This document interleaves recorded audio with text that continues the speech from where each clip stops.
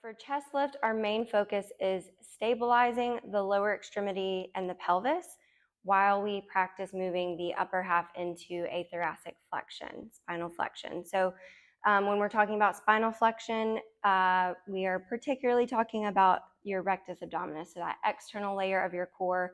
But a chest lift is really going to function with the entire core at play, as most things do, where we want that deep level of transverse abdominis coming on to stabilize the lower half of your spine and your pelvis as we move the chest atop that.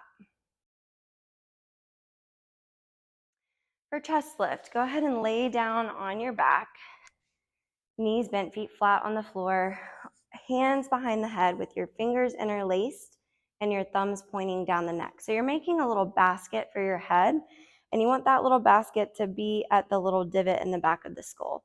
So you can kind of give a little tug up and out on the back of the neck to just get some length in there, and then make sure that you can see your elbows in your periphery. So we don't have the elbows way out here. They're a little bit more forward to support the neck. Knees bent, feet flat on the floor. We're in our neutral spine to begin. Inhale. And as you exhale, start to curl the head, neck, and shoulders up, sliding the rib cage down towards the pelvis. And then inhale to gently lower back down.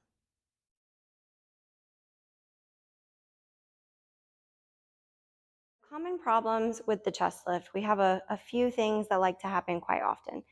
So again, we are focused on moving the upper half on the lower half for a chest lift, and often what we will see is people do this like a crunch, and they try to lift as high as they can, and they also scoop the lower half towards the upper half. So what we're wanting to look for is that the pelvis stays in that neutral position, so that we're having to get some of that lower belly connection as we lift the chest, right? So as we come up through here, we are just lifting from the base of the rib cage, keeping the lower half quiet, and then lowering back down.